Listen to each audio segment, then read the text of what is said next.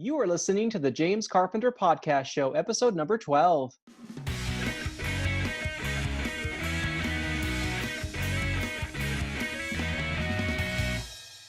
Hello. Welcome back to another episode. I wanted to start off by repeating something I heard recently, and it's this, that happiness comes from what we do. Fulfillment comes from why we do it. And it's on this subject of the why part of it that I want to discuss today. Plus, I'll share with you my 3 steps to creating your unconquerable why in just 1 hour. And I've summarized all of the actions or all of our actions that we do into 3 categories. And we do things because of one of 3 things. It's either to grow into a better person, to build a brighter future, or it can oftentimes be to alleviate current pain or discomfort. And if you can think of another category, I'd love to hear about it. Post a reply in the comment section. Now, your why is as important as the gas in your car. Without it, you're not going to get very far. Or you can think of it like starting on a downward facing hill. You gain the momentum at first, but then gravity slows you down eventually. And so what's going to keep you going? You can also think of it as your motivation. It's your reason to keep going, to keep pressing you forward. This is all part of your why. Now, you can change your why. The key is to give yourself that initial space to solidify your initial reason to do something in the first place, to allow it to set in. You could think of it like the freshly poured bag of cement. You've added in the water and you've mixed it. Now you need to allow the cement to thicken and to become a solid. And this is the similar process to establishing your no matter what reason. And then as you get going or as you evolve, your why can evolve with you, and oftentimes it should. Now, my quick and simple guide to finding your unconquerable why in 1 hour is simple and easy. And here it is.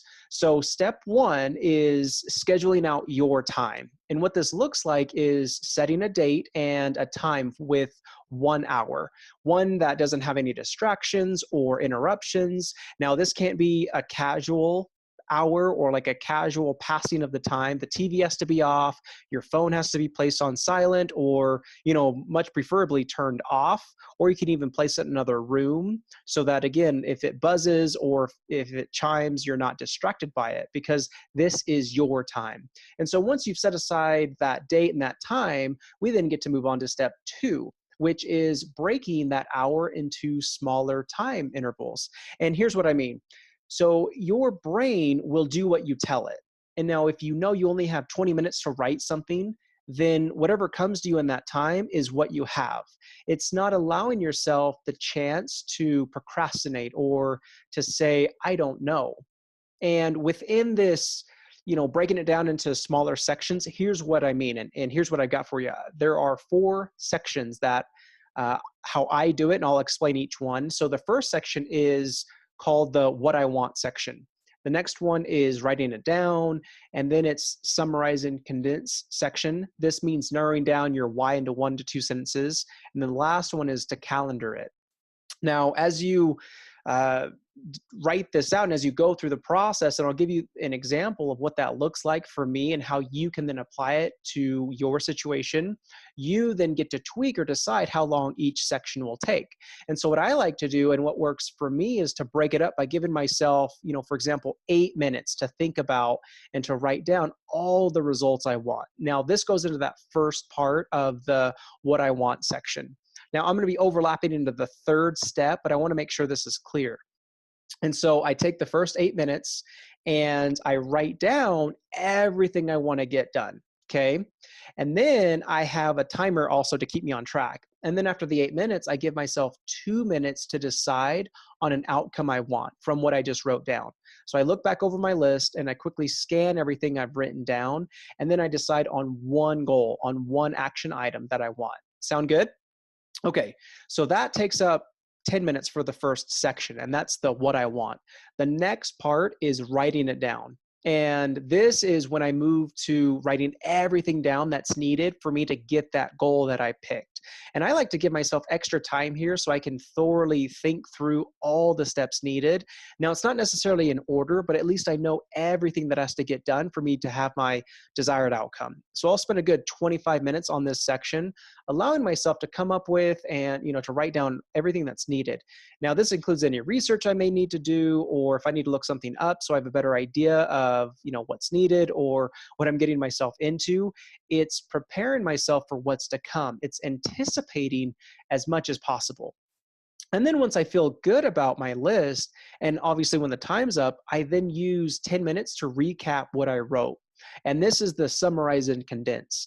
And I like to write out several versions of this, to get it as simple and as memorable as possible. So for example, I use this same process to come up with the example I want to live by because it touches me so deeply and has meaning to me and to others that I've talked with about it. And that's to be an example of winning at life with an abnormal background.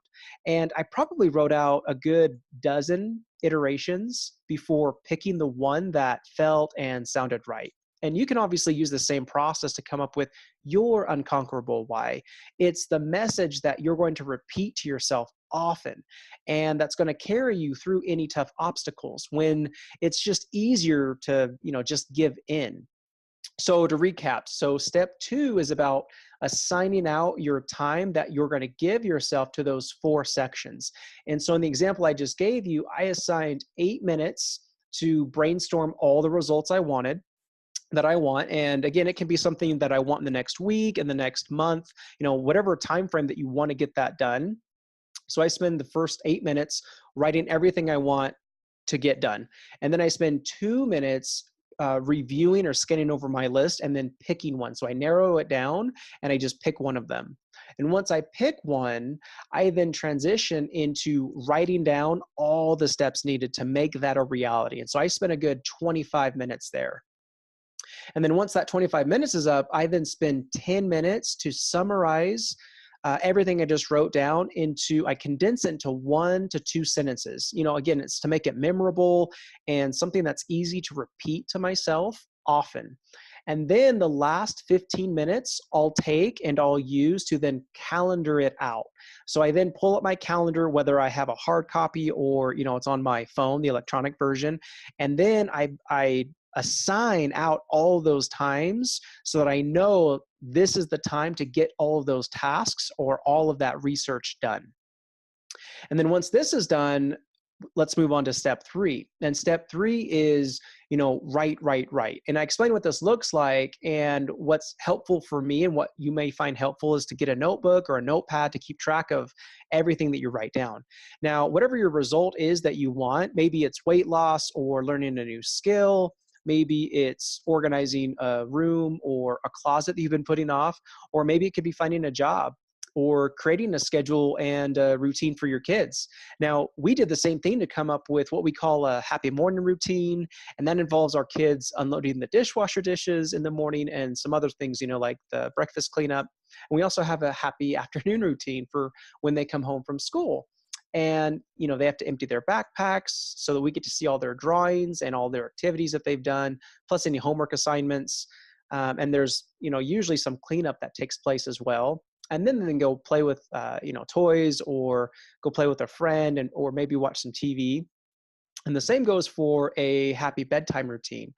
They know they have to brush their teeth and put the toys away and get any last minute drinks of water. And Tara and I came up with this process because there was no routine. We didn't have an organized, schedule, and there was a lot of chaos with, small children, getting them ready for bed each night. And so this has saved us a ton of screaming and frustration because we get to simply ask, have you done all of your chores?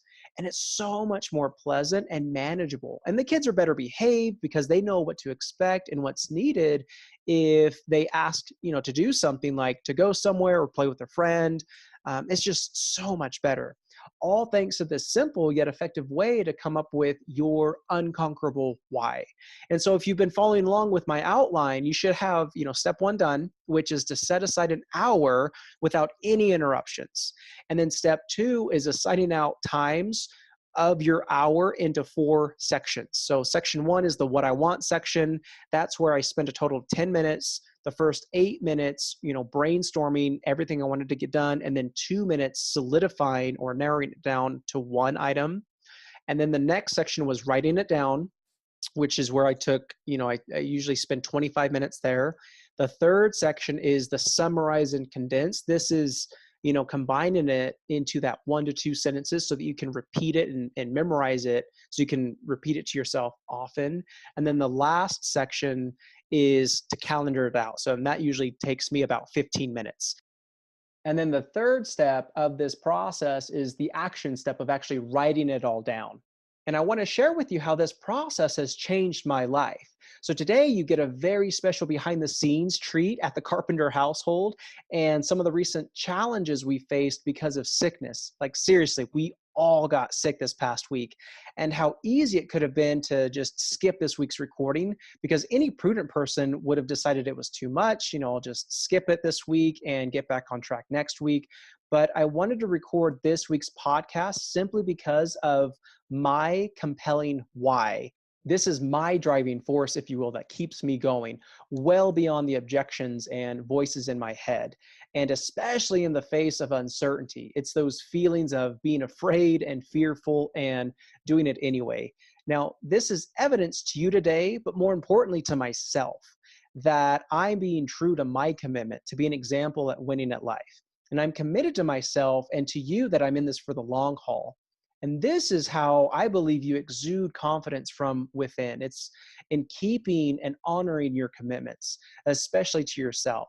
And this is where your why goes through the refiner's fire so that it can be polished of its blemishes, so that it will continue to serve you, propelling you towards your goal.